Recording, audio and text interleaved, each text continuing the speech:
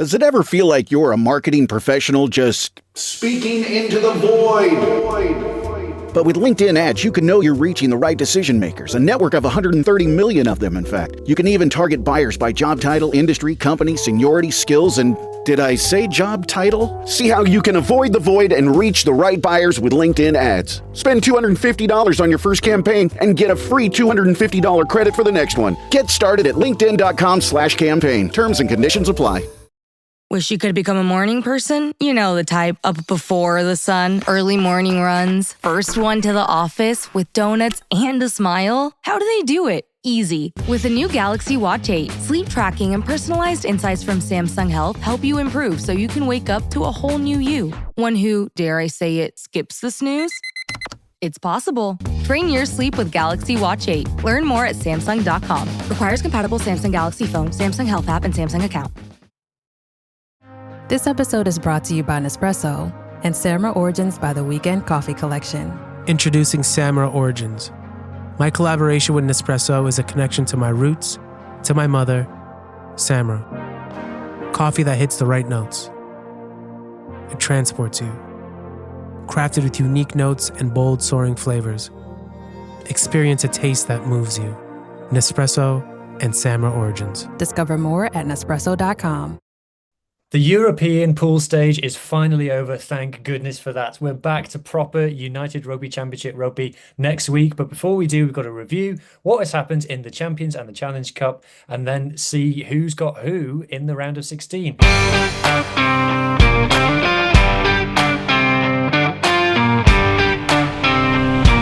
You're listening to United Rugby Rewind.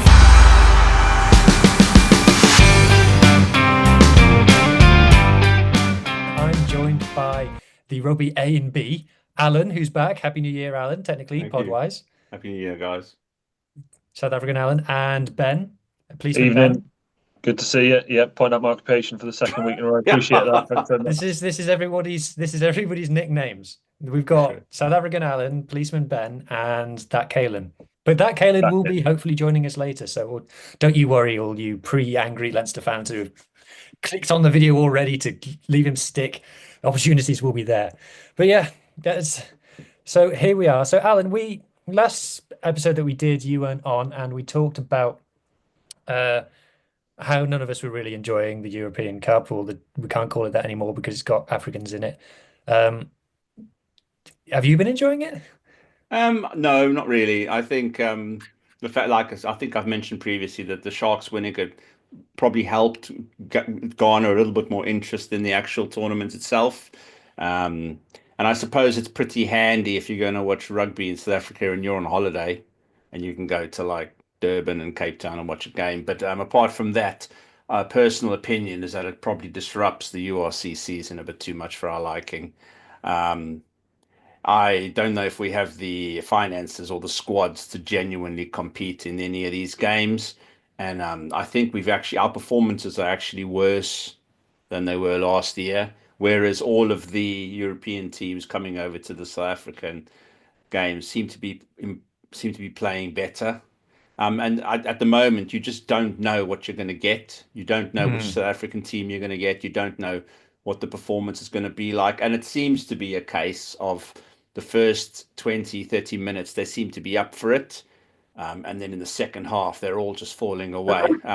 Probably the Stormers game yesterday was a bit of an exception to that. But basically, it looks as if, for our teams at least, if you're playing at home, it's a one-sided victory. And if you're playing away from home, it's a pretty one-sided loss. So that's not really optimal for. Yeah, it's a great point about not knowing what you're going to get, because that's something that, you know, in like podcasting and content creation, people talk about a lot. You know, when people watch our podcast, they know what they're going to get, who the characters are. Everybody knows that every URC team is going to get spoken about, and that's great. But from a product point of view for Champions Cup and the Challenge Cup, when you watch a game, you don't know what you're going to get unless you assume it's going to be, like you said, a one-sided, slightly boring game. I think the only really good game was Toulon versus Glasgow, really. Yeah, I think the Stormers had a decent outing yesterday as well.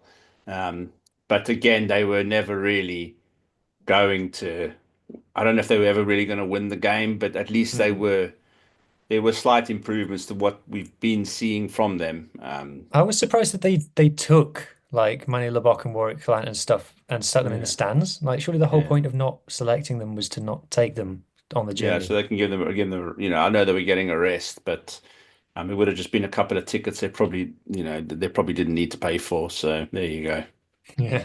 All right then. So us being, a Scarlets fan, a Lions fan, and an Edinburgh fan, we're going to talk about the Challenge Cup first, which is good, I think, because Challenge Cup doesn't get as much spoken about. So I'm going to share the screen and we'll start off by talking about Pool 1. Oh, I need to mess around with it to make sure that I don't share the wrong thing. Not that I've got anything that I don't want people to see, obviously, Okay, you're right. Transparency. I'm Mr. Transparency. But here we go. A lot of toolbars. Yep. So Pool 1 was won by Connacht. So it contained Connacht, Lyon, Perpignan, Cardiff, Rugby, Cheetahs, and Zebra, and it finished in that order. Where should we start then? So we haven't got Caelan yet, but the URC representatives were Connacht, Cardiff, Zebra, and are we counting Cheetahs? I think so. I think it's not much to say about that. Yeah. Okay, Alan. So what's your take on the Cheetahs in this tournament? You've been following them much? I try. I mean, they're probably my second favorite South African team. The issue with the Cheetahs is they've been, they've kind of always been the whipping boys of South African rugby because they're always the first to do something and then they get chucked off to the side. So they are a South African favorite. Obviously, we all know they don't get to play any of their games from home, which isn't ideal. And they do make a good effort. I think when it was still the Pro 14, was it the Pro 14 back then? It was them and the Kings. Yeah. And they had a couple of seasons where they actually did all right and got to like the playoffs and that kind of thing. So. In a quarterfinal playoff at the park. So I think they made the playoffs at least one season, maybe two. Yeah. So I mean, as far as that, and then obviously all the other teams have come in and it was the same with Super Rugby. They got the opportunity to play in Super Rugby, but they had to play as they had to have a playoff against the Lions, and going back even further than that, they were combined with the Lions to form the Cats. Was it the Super Cats, the Golden Cats? Yeah, the Golden Cats. Yeah, so we're talking old school there now. But so I always feel sorry for the Cheetahs. But I don't think they haven't done worse than any of the other South African teams. One win. I think that's So they got a win and a draw. That's not too bad considering it's a Currie Cup side playing against Challenge Cup opposition, the likes of. To be fair, there's no one that good in this pool. Sorry, Cardiff. Perpignan getting a comfortable win over Zebra was a bit disappointing for me as a Scarlets fan, but we'll talk about it later. Connacht, look, 4 wins from 4, 154 points scored, 73 conceded. That's not bad, is it? I mean, they've been bringing out their Irish internationals in this one. Do we think that Connacht could be a contender for the Challenge Cup? I believe so. I think so. Home tie the whole way now, aren't they? So, yeah, perfect 20 points as well from 4 games. Yeah. Cardiff, I think Cardiff will be a bit disappointed with how their Challenge Cup campaign went, honestly. 1 win, which is the home game over Cheetahs. I think they'll be disappointed with their performance against Connacht in the 4th rounds that we just witnessed. And, not the performances out in Lyon and I think it was Perpignan, the other team they played, weren't too bad. Just moments cost them. I think they lost one of the games by 3 points. They end up with 91 points scored, 98 against. So, a bit meh. And then Zebra, I think Zebra will be the ones most disappointed not to pick up anything from this campaign. Normally they're good for a win in the Challenge Cup, so that's a bit disappointing for Zebra. Okay, on to Pool 3 then. Oh, so this is the one for just both me and you, Ben. So Edinburgh, 3 from 4, with the only one being a narrow loss down in Gloucester. Only 60 points scored isn't that many, especially because you scored most of them against Black Lion yesterday. How do you think Edinburgh got on? Pretty well, I think. And I'm looking at the bracket that we've got. I mean, we've got Lions for round of 16. So obviously Alan and I can have a bit of a rivalry in April when that comes up. And then we play the winner of Bayonne and Bulls, and we comfortably beat Bayonne at home.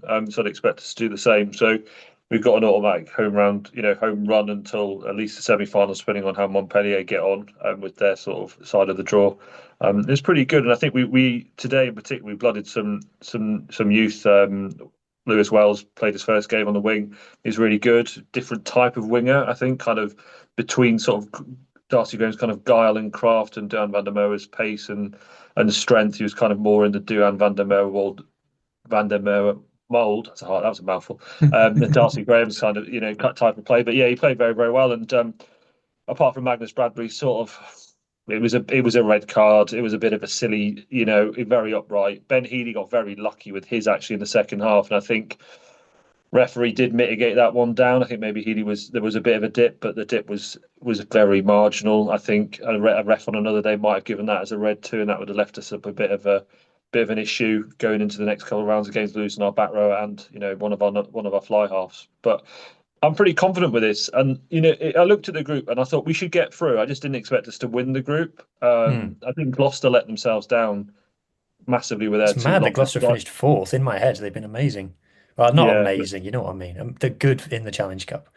Were they in the final last year? Yes, I think they've won it more than anybody. I think they've been in 5 finals. They love a bit of Challenge Cup, Gloucester do. Yeah, they do tend to do quite well. But I think it was just important for us because although we lost to Leinster at home, we haven't lost a home game since. And I think teams do find it very, very difficult coming to the Hive and pulling out a result. And we've seen that for quite a few seasons. Just our away form has been poor. But with that run that we've got and the structure of the round of 16 through to the final, we've got a chance, I think. Looking at the teams that are left, I think I'd give any team coming to the Hive, I think they'd find it difficult. I think we could probably pull off a win. So I'm quite confident in that. I think it's probably worth going for. I think with our position in the URC kind of sitting at the edge of the top 8, 8th, 9th at the moment, I think Challenge Cup is probably the best opportunity for silverware for definitely this season and probably for a few seasons to come, because we don't have that strength and depth to really go for a top 4 in the URC and certainly get anywhere near a semi-final or a final. So I think if I was Sean Everett, and I hope he would really start to think very seriously about this being a tournament worth challenging for, because on that point, sorry Ben, on that point, I think that's the same for the South African teams. I think the standard of the opposition means that the South African teams would favour the Challenge Cup as well. I think the fact that, like you said, Huw, the Cheetahs got a draw and a win, the Lions actually got 2 wins. So I think is it the Bulls and the Sharks that have qualified for this now as well, also in 4th position, isn't it? So you've all got away games, yeah. They've all got away games, but I mean, I think once they get their head around the idea that the standard of opposition is going to drop just a little bit, I wouldn't want to play back-to-back South African teams. So that's something Edinburgh would probably have to, do. They'd have to probably play in the Lions next, and then did you say they might be playing the Bulls? It's Bayonne Bulls on the other side. So I think Bayonne not having a great season from memory. Is that fair to say? They're good at home in the top 14. It depends, because in their away games in the Challenge Cup, they put out the B team. They didn't try. I think the thing about the Bulls is that the Bulls have a big away win in them. We've seen that in the URC over the last couple of seasons. It's just whether they're going to save that energy for the URC itself, because they're in a really good spot, aren't they? So I think the main thing to be conscious of is how long it is until that round of 16. It's just under 3 months. Like, a lot can change in that 3 months.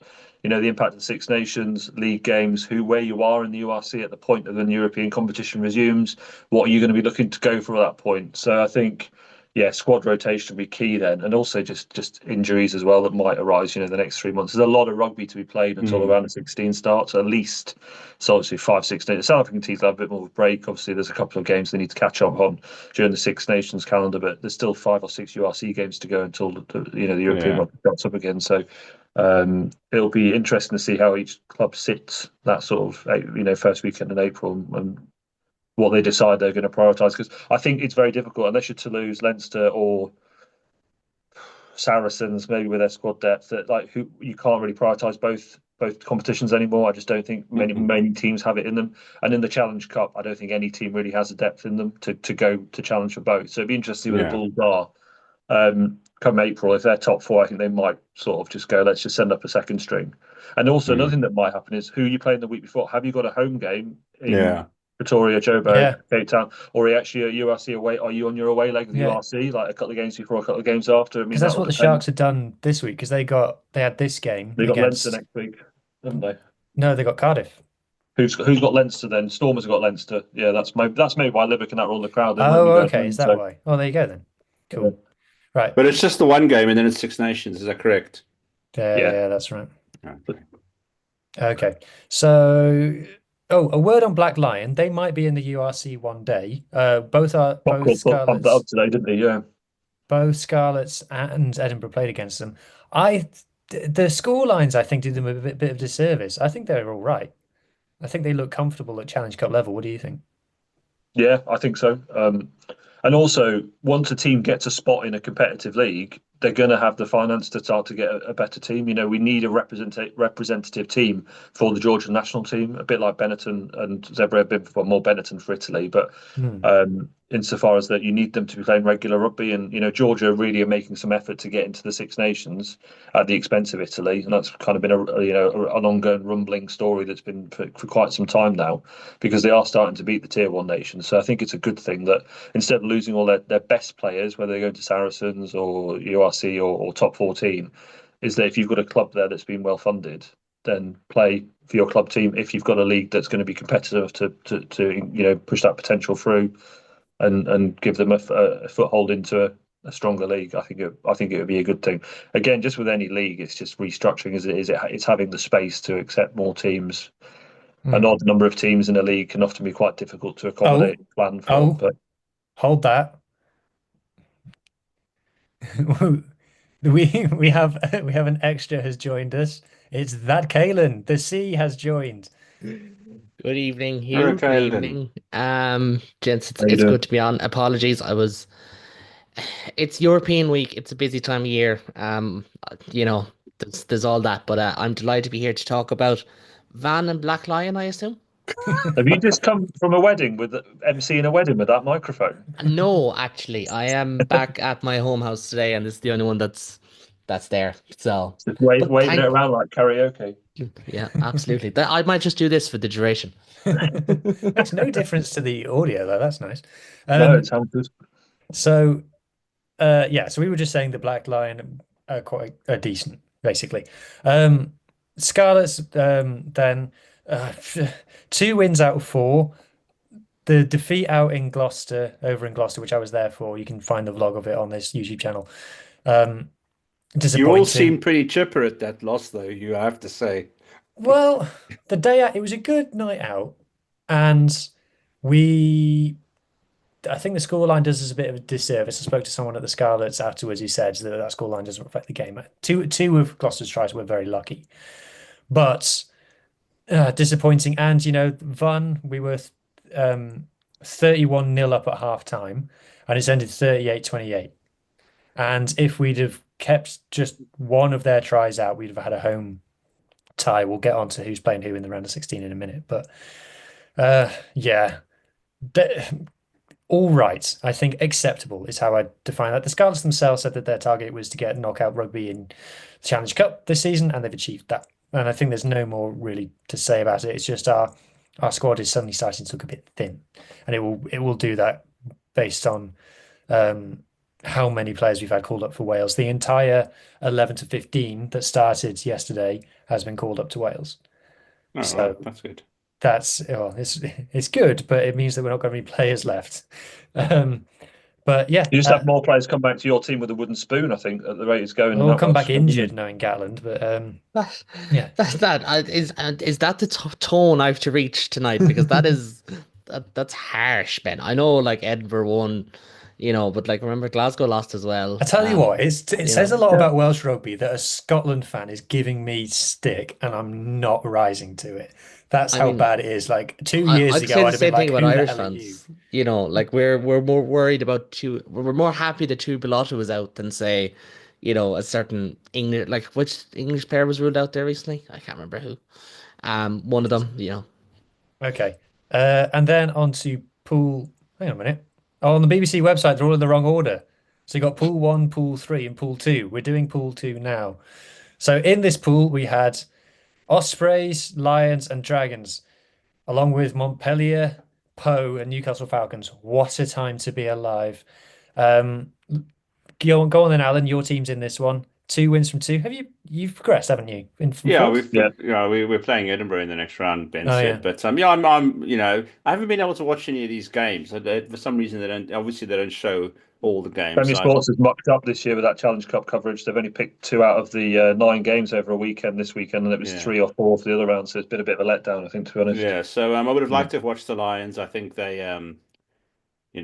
obviously my team, and I'm happy that they've qualified for this. And I think Ben gave me a bit of a run through earlier as to what all the permutations of these games were, because I wasn't 100% sure what the situation was with the. But I was I'm pretty happy with the fact that at least 3 South African teams have qualified for the Challenge Cup. So that's something. And up until the Sale won their game, the Stormers could have qualified for the Challenge Cup as well. So I think, like I said, with the standard of opposition, I think this is one that the South Africans will definitely take, on board. I feel optimistic playing Edinburgh next, and I think the Lions did okay. I think they're obviously a lot stronger at home, and they're obviously a lot weaker when they go away from home, and that seems to be the story with South African teams, really. So, I mean, it's kind of as expected, really, from a Lions point of view. But I can't really complain much. I think they've done, pretty well to get where they are at the moment, and there's still lessons to be learnt. But onwards and upwards, pretty happy to qualify for the next round. Yeah, I think another team that'll be happy will be the Ospreys. 3 wins from four. The victory out in Po, by all accounts, was very inspiring. Obviously, undefeated since Mark Jones took over, since Toby Booth left, which is interesting. Um, but yeah, I obviously I haven't seen any of the game against Po, but from what I saw against Newcastle, they made heavy weather of it when you consider that Newcastle lost at home to the Dragons. That's how poor Newcastle are.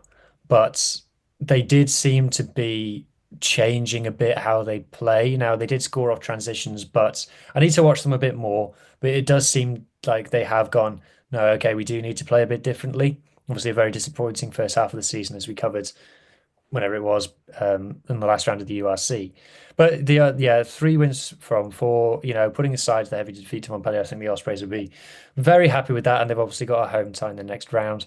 Dragons aren't through, are they? I'm just No, checking. No. they're fifth. Yeah. Yeah, so very, very tough times for the Dragons at the moment. I won't labor on it too much. I think the Dragons pod is going to be recording tonight as well, which you can find on this channel. Bless Jamie and Gav who do that. They do a great job considering what they have to talk about. And yeah, I think that defeat away to the Lions, the 60 points they took, I think everybody saw it coming. I think that's the sad thing about I that. just want to on that, Huw. I just want to say that if you look at the actual the actual pool standings, the actual home advantage for the Lions is obviously quite significant, isn't it? If you look at the amount of tries they scored, the amount of the points difference compared to everyone else, it looks like a lot of the factors put them like a second. I mean, the amount of tries scored, they were 18, and the Montpellier were 19. So home advantage for the Lions is obviously a massive factor, and I don't think anybody would want to go there. It's just a case about we need to try and win another game to put us higher in the standings and stuff. So we're not always having to travel away for these games. Yeah, absolutely. Ben, are you okay to share the screen for the round of 16? Have you got it open? I have, but I don't know how to do it because There I've should got be it a on my green laptop. button at the bottom of the Zoom window that says share. I won't be able to do it. Oh, you're on your phone. Okay, never mind. I have it here. If you just I give can me go for two moments there, I have the Challenge Cup. Because I'm literally just after hopping off. Okay, if you just give me 2 minutes and segue for a second, and I will get it up for you. Okay. What I would say, sorry about the Ospreys pool, is that like just to build on what Alan was saying, is that they were -5 and conceded more tries than they scored and still finished second. It's quite bizarre sort of combination Yeah. in their league. Obviously, that Montpellier game kind of skews things. That was such a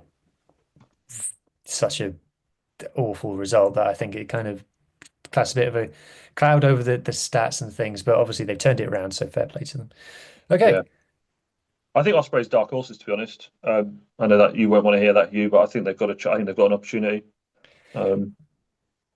Yeah, they don't have tons of pedigree in knockout rugby. They've only won one knockout game in the history, but why not the second one be against the Scarlets, I guess.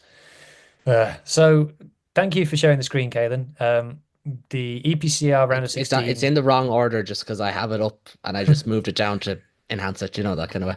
So Connacht host Cardiff again. Montpellier play Glasgow. We're not interested. Edinburgh v Lions, which we've spoken about. Ospreys versus Scarlets. Lions versus Lions. Leon versus Sharks. Well, the Sharks are a team that we've not spoken about yet. I kind of feel like if it's away from home, the Sharks aren't going to do anything this season. Yeah. Well, They're it very depends. It depends on frustrating. whether they turn up. But yeah, go on. They are extremely frustrating to watch, the Sharks. I think the game today was really frustrating, but I think there's potential there. It's just the small there's always those fine details like body position going into contact, the holding onto the ball. But probably the most frustrating South African team to watch is the Sharks, because nothing typifies our performances in these competitions more than them, and that includes the URC. Like, it's completely hit and miss with them, and it shouldn't be. It's a complete anomaly how they managed to pull out some of these results and lose them, and then other games they're winning. So it's really very, very frustrating from a Sharks point of view. Probably worth noting as well, they're in the same side of the draw as Connacht, where I think if the Sharks decide, you know what, we're going to try and go back to back in the Challenge Cup, they've no reason to fear Leon, I feel like, because on paper, they've no reason to fear anyone in this competition. But anyways, that's beside the point. Like Osprey Scarlets, they know how to beat them. Connacht Cardiff, they know how to beat them. It's just about whether they decide to go for that or target the URC, where they're going to have more, home games. They obviously have a game in hand, and they're already in prime position. Look, selfishly, from a Irish point of view, I hope they don't target it, because I think they're the biggest challenge to Connacht get into a final. But it should be interesting. I can see them looking at this and going, well, we've done it before, let's do it again. I personally can't see them targeting. Plumtree came out and had some comments about squad depth, and John Dobson came out and said, I think that Plumtree needs to just watch his mouth, frankly, on that. Especially a man who might be on F watch and not the F bomb that people are thinking. Yeah. And then Dobson said it as well. He said, the URC is our bread and butter. So until we become European, partners with you guys at the end of the season, I think we need to be very careful, about what the coaches are saying. I mean, even Etzebeth came out afterwards and kind of contradicted slightly what Plumtree was saying. But I think even Etzebeth probably is more powerful in that Sharks dressing room than Plumtree at the moment. Anyway, thank you for sharing, Kaylin. No worries. I will stop that there, producer, host. So just if you are enjoying what you're seeing so far, please consider subscribing to the channel. And if you have already subscribed, you probably noticed that there is a lot of podcasts on this channel. So if you fancied ever being a podcast host or guest, let us know in the comments. There's a few podcasts that we've got knocking around that only have two people on it. We like 3 or 4 is a good number. I think everyone will agree.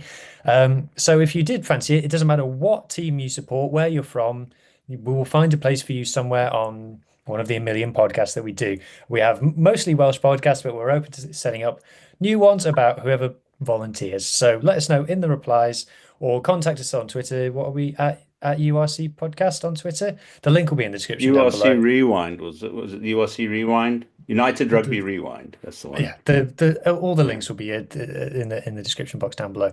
And hopefully we'll get to speak to you. Yeah, more South Africans, guys. Come on. Or a Leicester fan. Less Irish people. Yeah.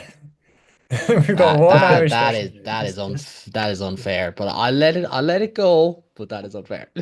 Okay, let's talk about the Champions Cup now that we have main event Kaylin with us. So I'm going to share the screen and we'll go through the pools again like we did just for the Challenge Cup. So, Pool Un. was topped by Bordeaux in the end, followed closely by Toulouse.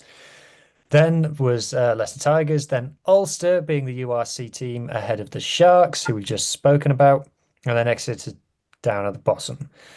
Oh, it's a good job that we're not an English podcast, otherwise we'd have things to say about Leicester should Exeter. be kicked out for that game today. That was embarrassing. It was appalling. And the thing is, expunged, whatever word we're going to use. It was terrible. It's called a business decision, Ben. I appreciate. But I wanted to right, watch a decent game, and that wasn't a business decision move for me. Would have not been that as a paying subscriber to Premier Sports. I was very, very disappointed. I can see why all those English people got so upset about having to pay 10 quid a month to watch that, to be honest with you. But oh my goodness, like 80 in top flight of rugby. But anyway, that's moving on from that. Ulster is the one team that we haven't spoken about, and Caelan they've progressed to having won one game, which was against arguably the worst team in pro rugby at the moment in Exeter. To be honest, we were obviously in the group chat whilst that game was going on. And if you look at the scoreline, you say, "Oh, Ulster tonked them," but Ulster were rubbish for moments in that game. It's just not clicking for Ulster this season. I know we're not doing a review of the whole season, but sticking to the Champions Cup, I think. I'm gonna be overly mean, and then you can tell me why I'm wrong. Is this the worst performance from a team that has ever earned them knockout rugby? Yes, 100%, and they shouldn't go through. It's as simple as that. They're going to get battered by Bordeaux away. They will, because they get to play them again. So good luck. They're not going to win. I see your point. Just remember that, Leicester had already qualified, only really beating, Stormers who didn't travel and Ulster injury hit. I think to Ulster's credit, I think what you're starting to see an awful lot is obviously that tight five needs signings, and I think we've spoken on here about signing Serrano Augustus and how he will improve them next year because he's a big heavy hitter. But I think as much as anything else, like that Ulster backline is just littered with injuries. Rob Little, for anyone who doesn't know this, they might recognise the name Rob Little from watching Ulster in years gone by. He hadn't played for Ulster for almost 2 years to the day when he came on Friday night. He had retired from pro rugby. He actually has a big farm, I believe, and went back farming and playing All-Ireland League rugby, which followers of Huw's old podcast might remember. He used to do a little wrap up of the All-Ireland League. Yeah. But he'd left the game. But because Ulster have so many injuries, including Rob Balakoon, Jacob Stockdale, Werner Koch went off injured in this game, Ethan McElroy, James Hume, Stuart McCluskey. There's 4 internationals there? 5 internationals there? Yeah, 5. Yeah. They had Rob Little came in, played 70 something minutes. That's the position Ulster are in right now. And I think that's what's holding them back, especially when you can talk about, we might talk about Jordy Barrett later, we might talk about Peter O'Mahony or Tyke Byrne later. Stuart McCluskey is just that for Ulster as well. He has been that man for years. And I think since his injury in particular, they haven't looked the same, to be quite honest. Obviously they were in a poor run before that, but he had missed some time as well before the November. So it's not a great position to be in, and yes, it's not a great result, but at the same time, you can never rule out the magnitude of just getting a big win when you've been losing every game. They had won one game at 6 before this, something like that. Had 2 tonkings.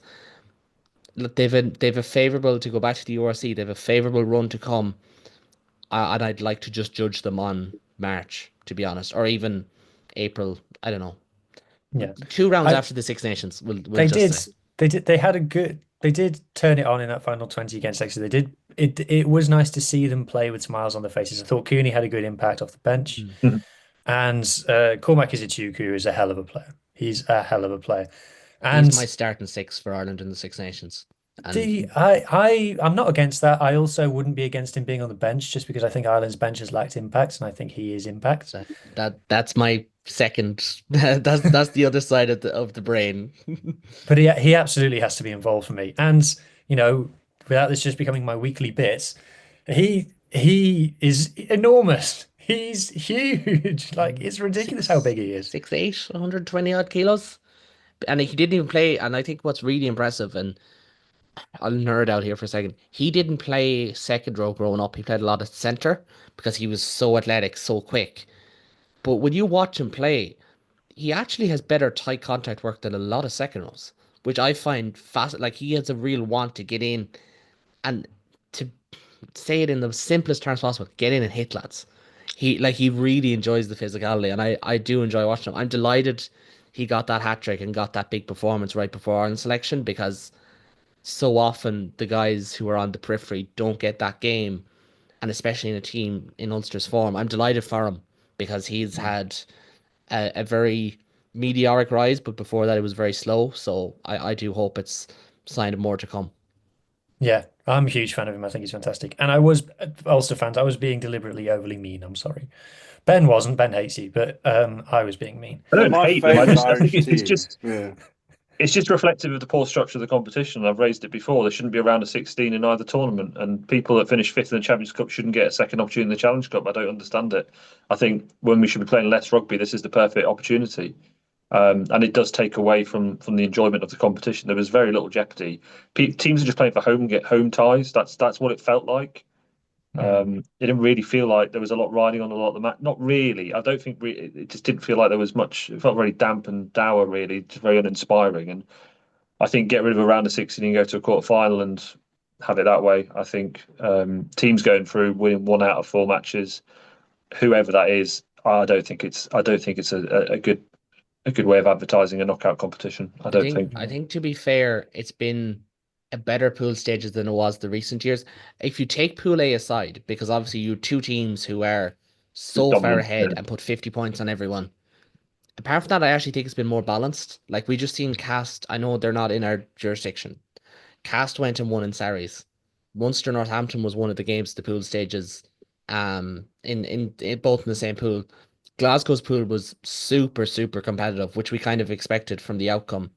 And Yeah. Leinster's pool, like Benetton should have beaten Bristol. If they did, they'd have a home knockout game.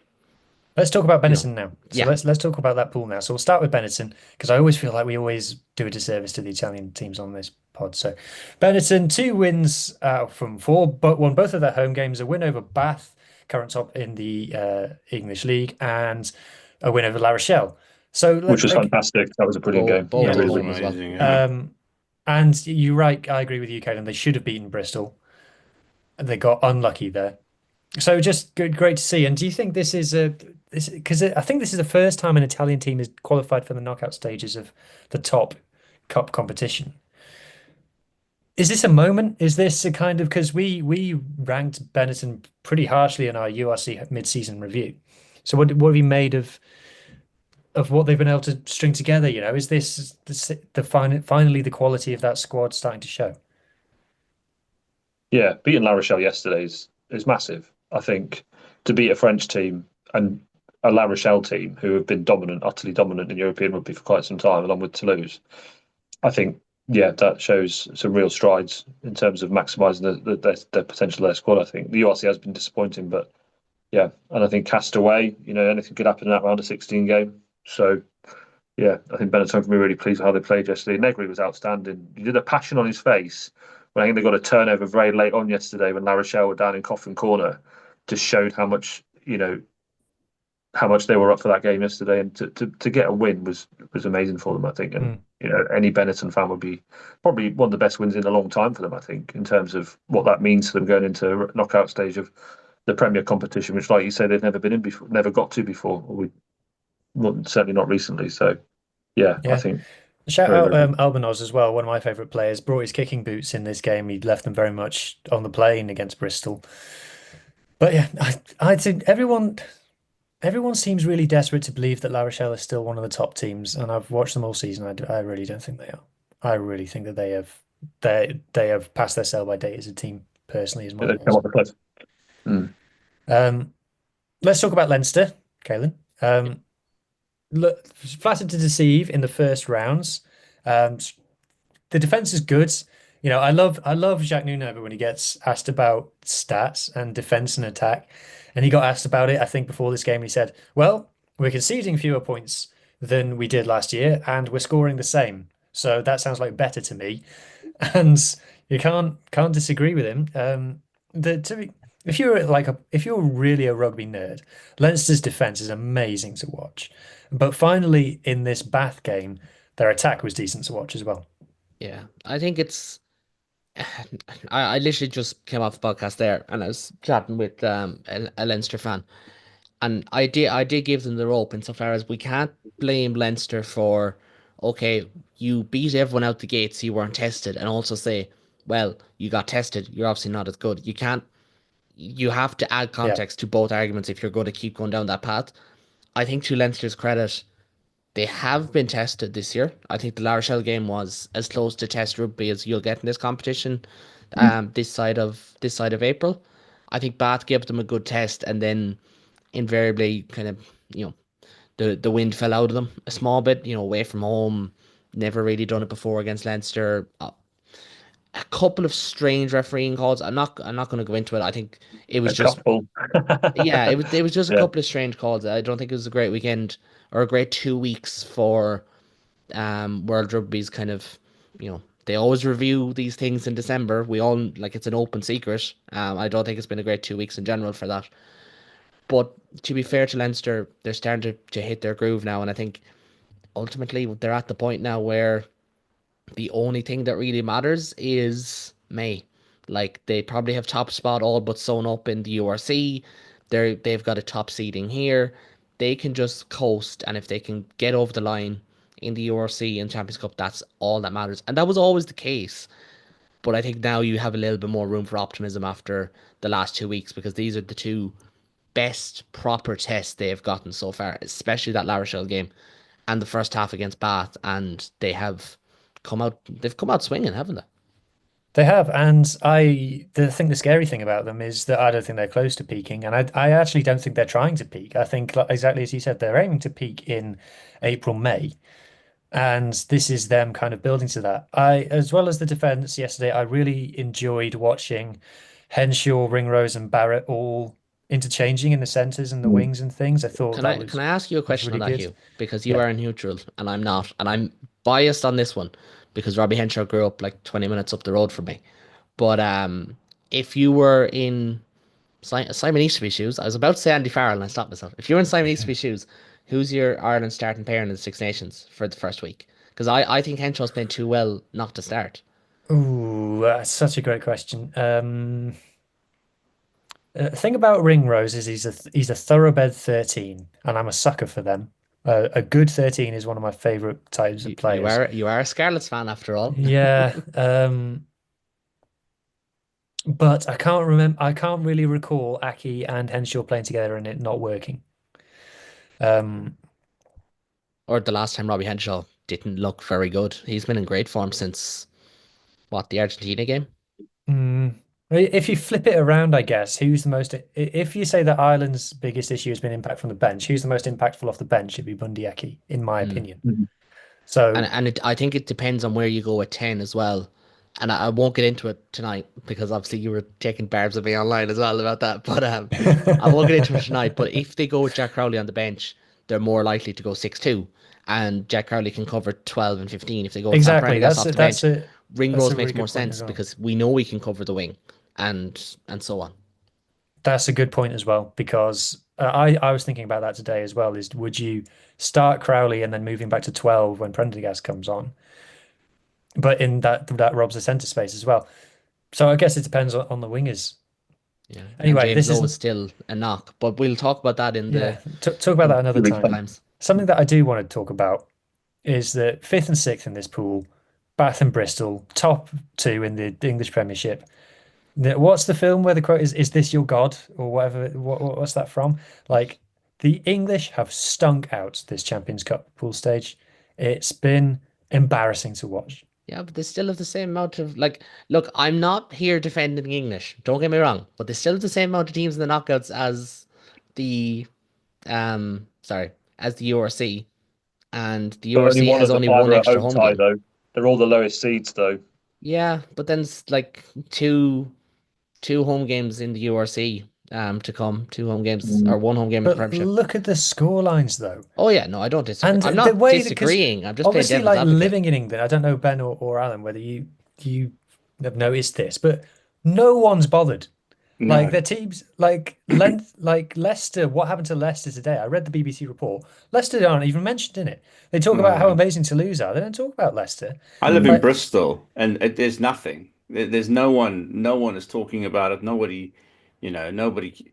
It's like ridiculous. Like, and Bristol have got an amazing stadium. It's right up the road from Bath. So you'd think there'd be some sort of like, affection but it just doesn't. But yeah, this They're has more kind of interested been in the lady who signed for Bristol, Malone Malone Malone Malone yeah. Mar. There's more news on that than anything else. And So now TikTok's banned, but that's an entirely different back conversation now. for a different podcast. Coming back But tomorrow once Trump's inaugurated. yeah, so the plan is. But just kind of on that, like I think this has kind of been the way in English rugby or in Premiership rugby since about 2019, because when Saracens were in their pomp, it's easy to forget they were the only English team properly competing at the time as well. But it was Exeter won swept it in under the carpet. 2020. Yeah, and like Exeter won in 20, but Exeter kind of came in had like they never really got back. They got back to a semi final 2 years ago, weirdly, Yeah, but you know what I mean. Like they've only ever really had one, maximum two teams competing, and I think it's kind of like the URC in so far as generally you're going to have four or five proper competitors from France and two or three each from the other two leagues. But the only difference is we don't really talk about it because we don't expect, the Scarlets to compete every year or Glasgow to compete every year or whatever. It's just about who goes on a run. As an outsider, I mean, like as a South African, I think I've always perceived it as a French and Irish dominated competition. And I know going back another 15, 20 years, it was probably maybe different. And, back when Wasps and whoever else were winning it. But it's always felt like a French an Irish dominated competition. I think the English are probably viewing it not too dissimilar to the South Africans because of the issues, the financial issues they've had over the last couple of years. They probably just think we probably don't have the money, and they're probably more worried about keeping their league running or looking for alternative leagues or methods of keeping them alive as opposed to going up and trying to win another competition. They, I they, they think were that pretty relieved to get rid of relegation. So mm, that was the big thing for a few years, wasn't it? Let's get rid of relegation. Even though that Now, was the selling point a few years before that, which is kind of the irony. It's like the Premiership's so much better. We've got relegation, and it's like, oh, yeah, we it don't have was that. relegation. It's so It much was more competitive. It's like, it was we've got relegation that makes it better, and then they got rid of that, and then it was we see the best start. We see the top players play every single week, and then they got rid of that, and now it's just we're close to each other. yeah. four out of five games are live on TNT Sport. It's all five now. It's all five now. No, You stop. know, it's not quite all eight like we have it in some leagues, but um, Or but some yeah, free-to-air games as they have in the most I successful rugby think nation. your point about keeping that league going, and I know we've gone off on a big tangent here. The I think that's the reason why no one in England is talking about their teams getting hosed because if they had that conversation, then it's just going to do more damage. They'd rather Mm. just not talk about it and then wait for the Premiership to come back around again than go, our teams are getting absolutely humiliated week in, week out in this tournament, and it's because the players aren't very good. It's because, That's the South African attitude as well, I would yeah, say. I think we're getting rinsed. And the Bulls sitting there, all the talk, Jake White, these players, and then you're looking up the league and you're looking at like Ulster, Benetton, these teams qualifying and they're like bottom of their league. In Pretoria, that doesn't go down well. And dead The right. Sharks, that's not going to cut it. yeah. So It's the Bulls then, like, one win from four. It's yeah. disappointing. And I think that was the last game. And I said to my wife, if they can, I think were they playing Bordeaux? Was it Bordeaux they were Stade playing? Francais. Bad. Stade Francais. I said Right. if they, but I mean the second last game was away in France, wasn't it? And who were they playing I want to at? say it was Yeah, Cass. they'd cast away and And then I they'd said to stand him, at home. if I, the Bulls have this history of getting to just on the precipice of like knockout rugby, and then they scrape a win, and then I said if they get the last game of the season of this round, and they need to get like a 60 or a 70 point win, then there's a chance because they've done this before in Super Rugby to the Crusaders, and they've done it to the Reds. They need a game, and they need like a 50 point gap. They will do it in Pretoria, but then they went and lost that game, and then they proceeded to thrash Stade Francais the next week. It's like it's too late.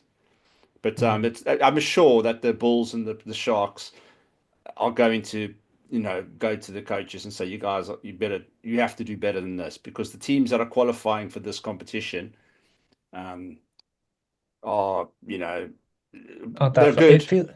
They're good, but they'll want more. So, Kaylin, obviously, if we use this as a segue into Munster chat, it felt like no one in Pool 3 was that flash. Munster 2 wins from 4, but I haven't seen any of this game, but most of the reaction online seems to be that Munster played well in that game. What was your take on it? It was I said this yesterday and I said it today as well, chatting to different people. I think if La Rochelle Leinster doesn't happen the week before, I think this is the game of the pools. It was just really, really fun. And that is fine every once in a while. Look, as a Munster fan, my heart was beating out through my chest. You know what I mean? I think it was loud enough to fuel a lot of places. But for Munster, you're right to say that no one was really that flash. Northampton were brilliant for 3 games, awful for an hour against Stade Francais, and that cost them a top seeding. Like, if they beat Stade Francais, even by a point, they're top 2 seed. So it did really, really cost them in the end. Cast were like, there's nothing more cast than having a points difference of just 19 despite winning three games, and winning one of those by two of those by a score. Yeah, shock win for them at Saracens. Didn't see that coming. Yeah, like a real shock. Mark McCall apparently came out and said after the game, "Oh, it's probably their biggest game in their club's history," despite the fact they'd been in the European semi-final. Mark McCall. Yeah, exactly. For Munster, for the Bulls, first of all, before I go back to Munster, I think the Bulls, this is disappointing. Anytime they lose in Pretoria, it's a disappointment, especially against a team who'd never played a game in South Africa. I think, and they were poor that day. I think with the exception of I think it was Hanekom, who was brilliant against Northampton, but he was a one-man band that day. And then for Munster, it's almost similar insofar as Munster could very easily be looking at this pool 4-0 and with a home knockout tie, because they lost their 2 games by a combined 4 points. Do you know, it's not like they were abysmal in any game, but ultimately, conceded the fewest points of anyone in the pool. Yeah, exactly. And the best defense, and even though they conceded 5 tries yesterday, nearly half of their points came from one game. Do you know what I mean? And I think the Cast game, there was a lot of injuries. It got bitty.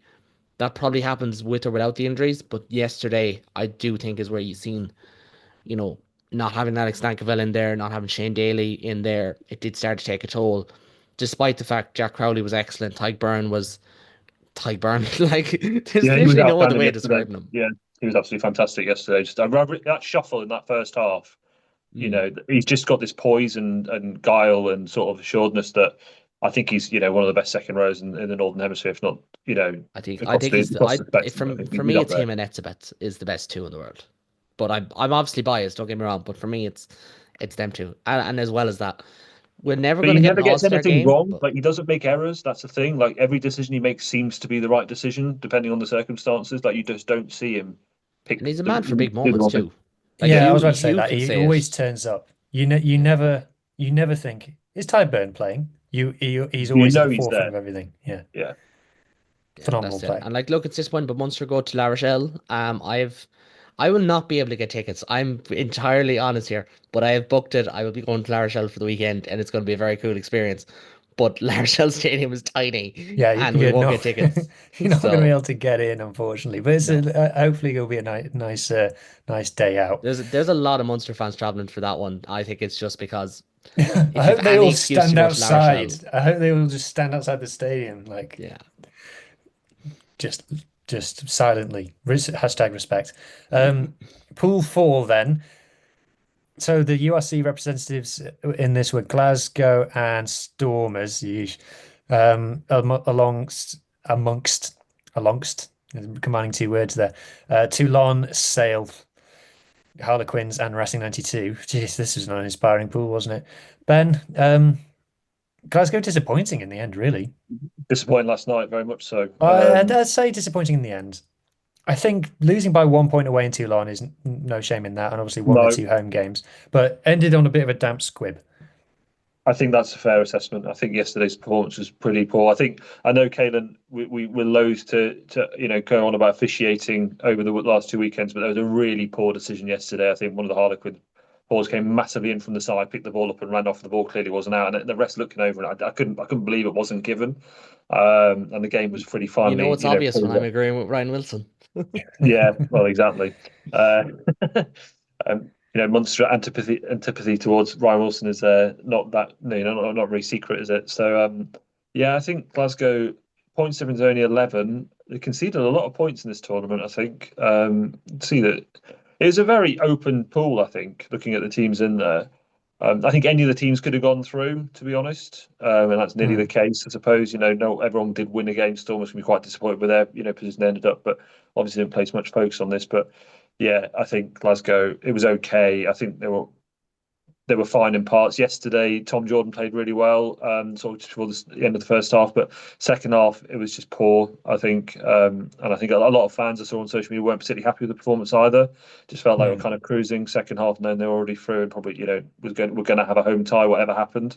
So yeah, again, just the issue with the structure of the competition is that it just doesn't encourage teams to continue playing. Which I think is probably what happened last night. But the loss of Tui Pilato probably needs to be mentioned yeah, there. Like, don't get me wrong, yeah, agreed. I'm not 100% sure if McDowell was at 12 because I was working last night as well and I didn't really get to see much of it. But they have got really good centres, Glasgow do. But Tui Pilato is the world class one. And no matter what way you change it, like, he is a world class player. I think he changes that game if he's there. Like, you talk about Tyke Byrne being a player for the big moments. Like Tui Pilato, like that run last year when they went on to win the league, he was unstoppable. Do you know what I mean? Yeah, he was the reason why. Yeah. So, And I think he'd be the reason why Glasgow would win either the URC or the Champions Cup again. It's a bit sort of murky about what's happened and how long he's going to be out for. Sort of rumours he might miss the Italy game and maybe the Ireland game. Hopefully, it's not that bad. But Oh, yeah. yeah, it could be one of those. And I mean, after Finn, he's our he's the player that makes things happen in the backs. Like without him, do we move Jordan to 12 and have Finn at 10? I just love Jordan so much. I'd play him anywhere. Yeah, I mean, he's a great player. I mean, obviously, he had his run at fullback against the Springboks November test, but I think Tupelo is irreplaceable. He's like Finn, I think, and Xander Fakes, and those three. When one of those three get injured, I worry about the replacement because although they're good, they're not going to be great. And those are three very pivotal positions: tight head 10 and an inside centre. Because Sione, he makes things. He's captain as well. And he's captain. He makes things tick. He's a great communicator. He's very humble. He's the effort he exudes on a rugby pitch. Doesn't matter who he's playing. He will play 100%. That's him, and that's his personality. And it's someone that very proud to have in the Scotland setup. So yeah, I think if he's injured, it'll be a worry. I think it'll be a concern because I think, and I'm not getting too ahead of ourselves, but I think Scotland got a really good opportunity this year in the Six Nations. I think the way the fixtures lie, we do have a chance, and I think Sione has to be part of that. But even the South African has heard that before. We've heard our report, but it just depends on that second game. I think that's the one that it all hinges on. Kind of like for Ireland, I think. I feel like the French game is the one. I think Ireland should have enough to beat England.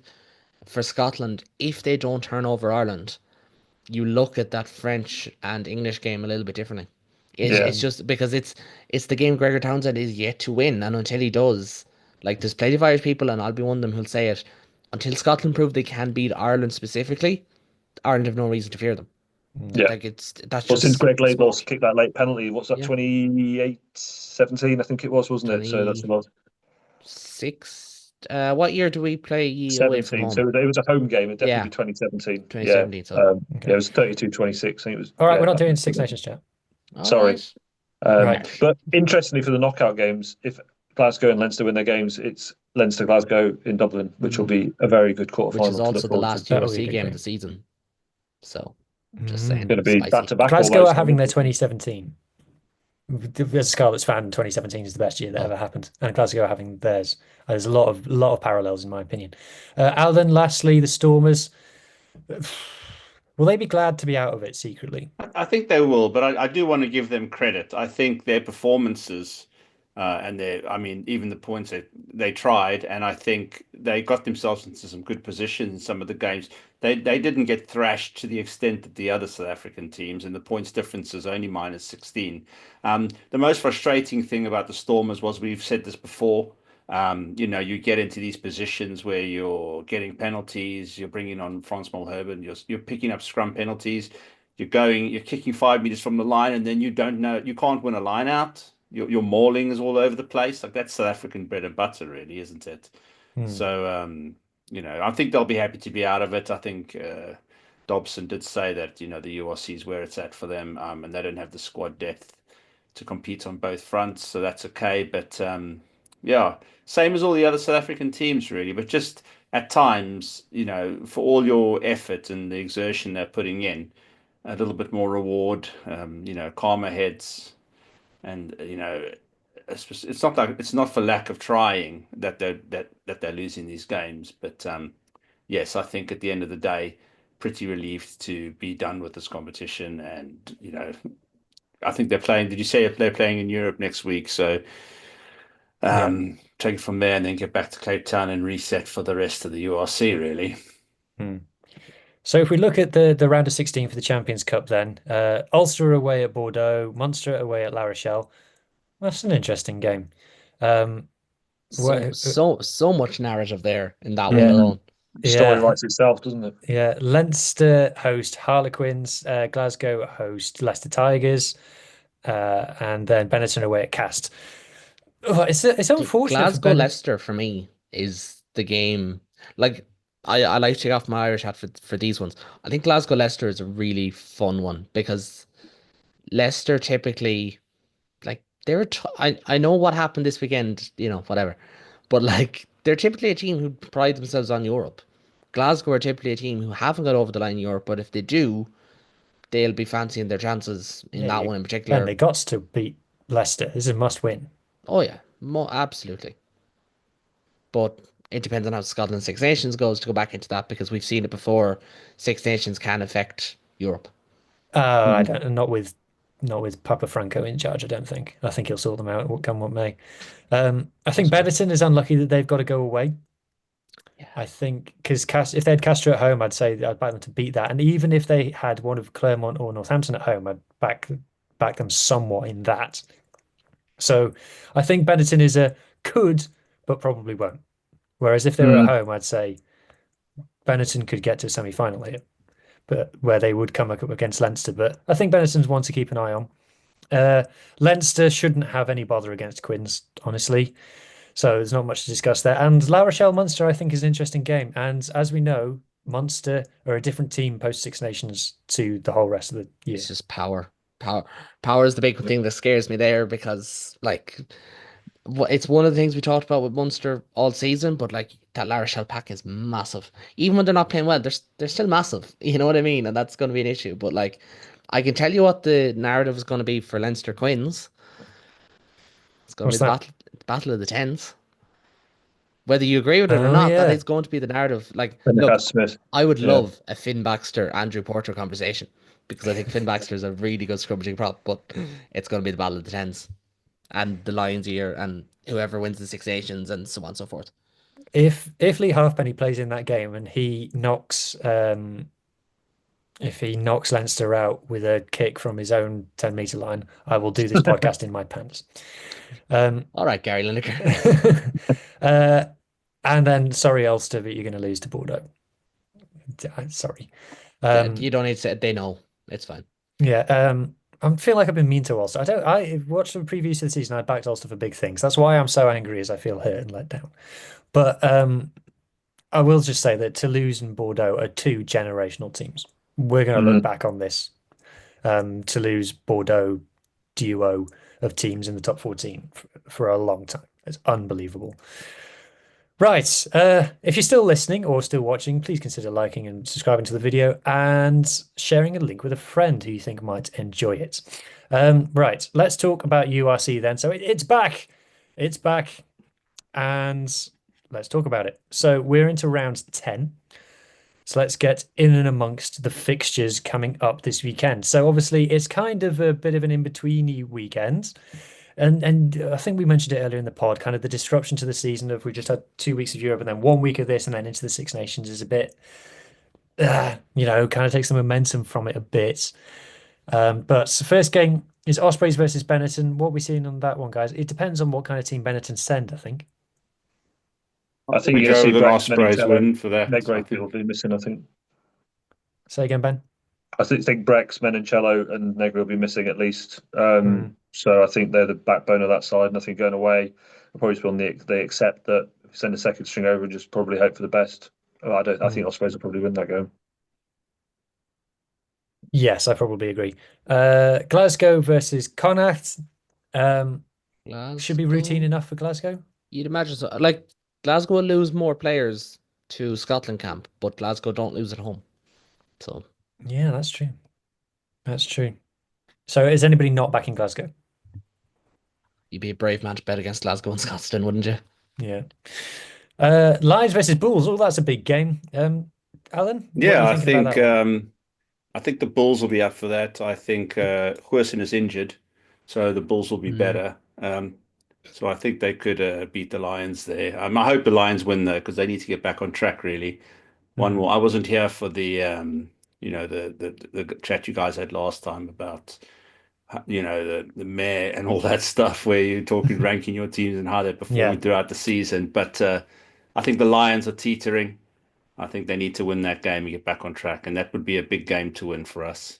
the Bulls are teetering though as well. If the Bulls lose that, there is Mm. going to be some very difficult questions being asked. There already Yeah. are, and it's going to be like they'll have lost, I don't know, 5 out of 6 or something. They'll be on a bad run if they lose that, Yeah. and there's going to be a lot of unhappy people.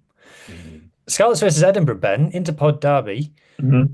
Uh, from a Scarlets fan, it's a must win because we've won 5 games at home in a row. But those teams that we've beat is the Bulls, which is good, but then we've beat Zebra, Dragons, Black Lion, and Van after that. All not great teams. Now, obviously, Edinburgh yet to win away from home this season, Apart apart from from the Van, win in Van. yeah, What are you thinking? Sixth versus eighth? yeah, it's a pretty pivotal game. I think, to be honest, I think again it depends on the squad we send down and who the SIU say we can play.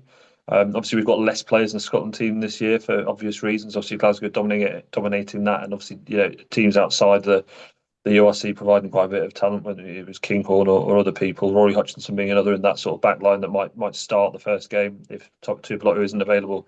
So yeah, I think we might be able to send a relatively strong team down there, but I think it's certainly a game I'm looking at where if we really need to start winning away from home, this is a good opportunity to do that. Um, so I know 2 years ago we've got a bit of a pasting off you of memory. I think it was a 44 something get like it was a good. I think you put 45 points on us. And yeah, I think I just doubt us away from home all the time at the moment. Even against Van last weekend, not fantastic, but managed to pull out an away win. I don't think we played that well.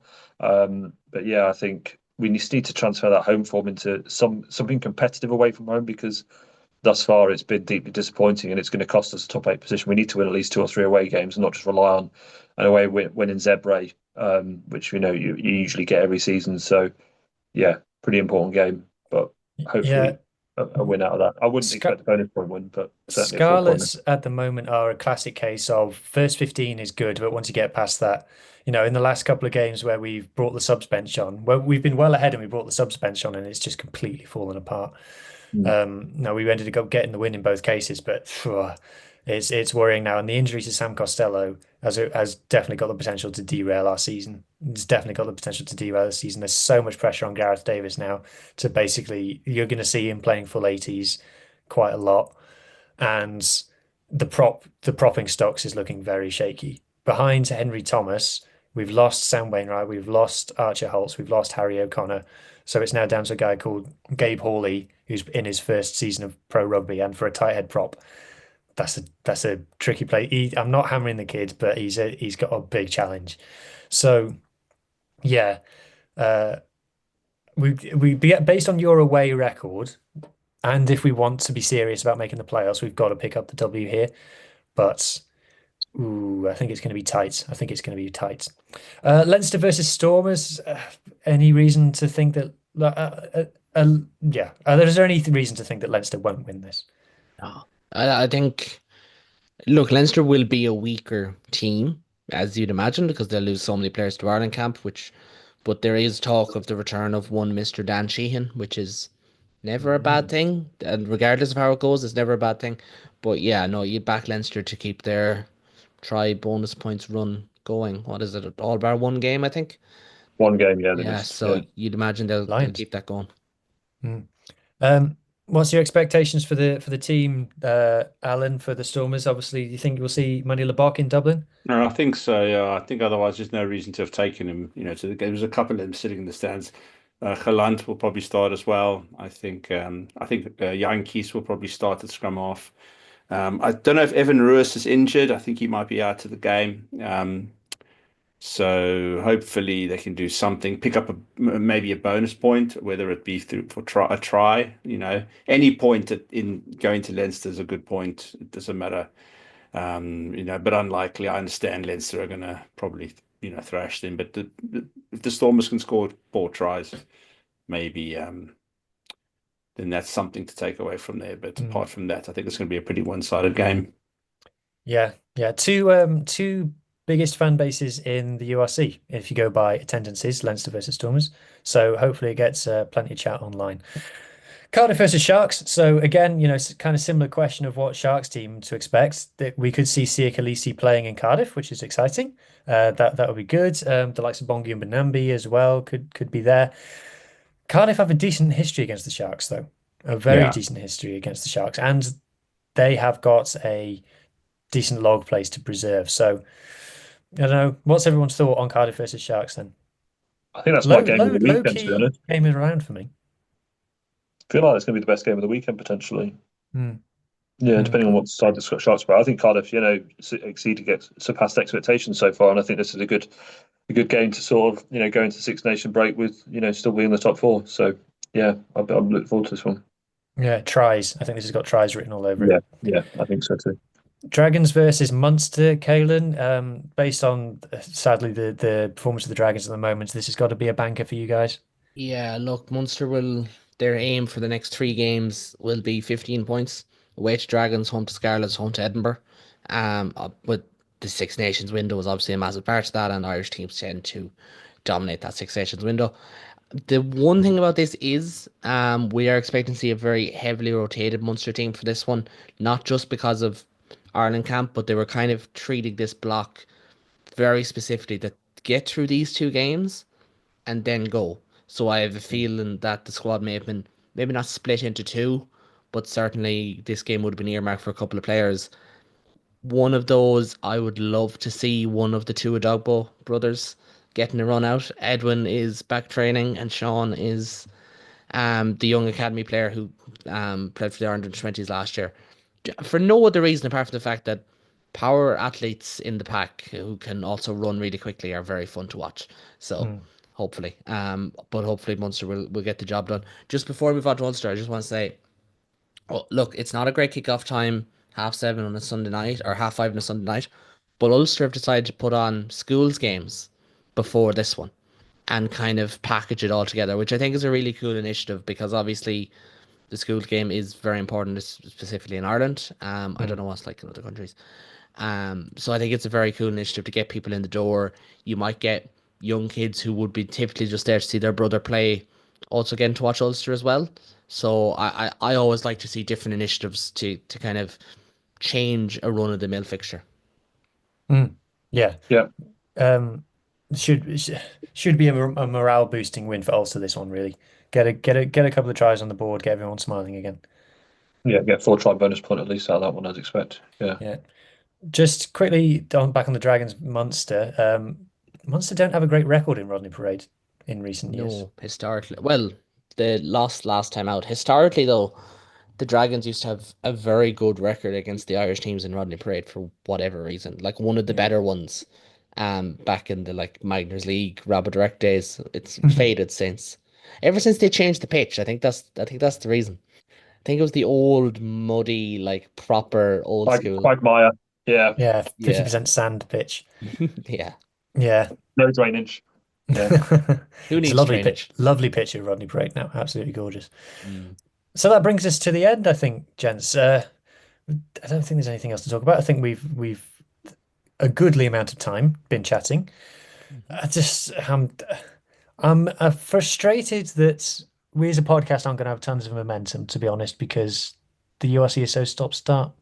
And that's something I'd like to see change personally. I don't know about you. I think that's one of the issues with the season's quite long, but like I said previously, like I think it just cuts off, and obviously, subscribers and stuff like that want to hear more stuff, but it's also quite difficult to get everyone together. There's four of us, and with the breaks and stuff like that, with all of the rugby coming and going, it can be quite tough to get everyone together and, do this kind of stuff. But we do appreciate all the listeners, and their feedback as well. So thank you guys. Positive, negative, or in between. And we will be covering the Six Nations in some shape or form, I am sure.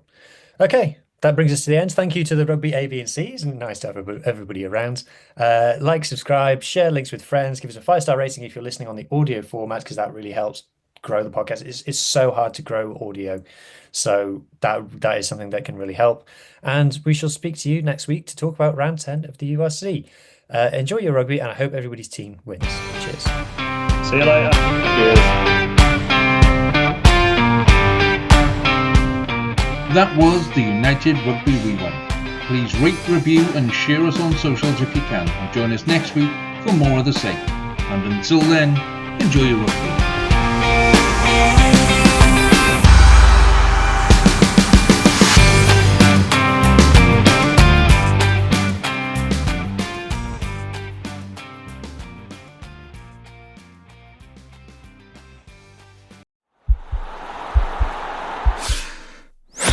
This podcast is part of the Sports Social Podcast Network.